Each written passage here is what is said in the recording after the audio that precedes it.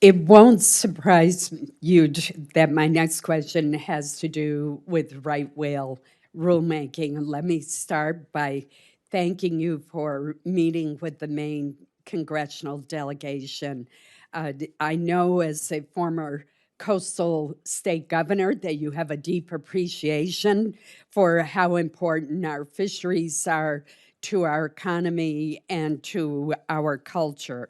And Maine's lobster men and women have a long-standing commitment not only to protecting the sustainability of the lobster, but also to protecting right whales. And over the years, they have made significant changes and sacrifices when the science has warranted such actions in order to protect the right whale.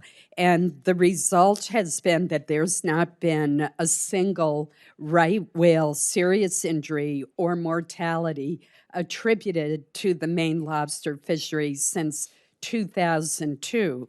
But on the other hand, NOAA's data show that from 2000 to 2018, there were 13 confirmed cases of right whales entangled in Canadian snow crab gear.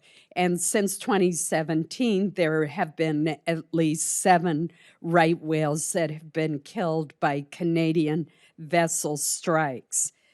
Is the department beginning to discuss with its Canadian fisheries counterparts and regulators how to hold them accountable for their outsized role that is contributing to the population decline of the right whale? It's really unfair that the lobster industry in Maine is at risk of having to endure burdensome, perhaps unworkable new regulations when they're simply not the problem.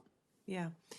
So as I've said to you, I really admire your advocacy in this regard. And the thing that stuck with me most from our conversations in this is when you said to me, you should consider the fact that there are 5,000 small businesses that are in the lobster fishery in Maine.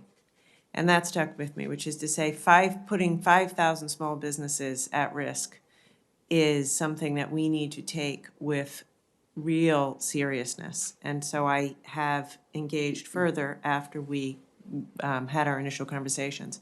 The answer to your question is yes. We have been and have increased our interaction with our Canadian counterparts, particularly with respect to 2 issues.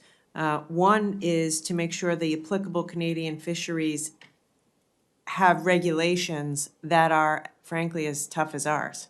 So making sure that their Canadian fisheries regulations match up with ours and pushing them on that. And secondly, looking into vessel speeds. And I think NOAA, this year, NOAA Fisheries collected comments on our assessment of the current vessel speed rule and evaluating the need for future action.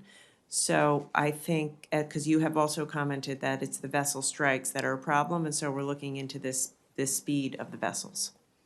Thank you. Thank you, Mr. Chairman. Thank you, Senator Collins.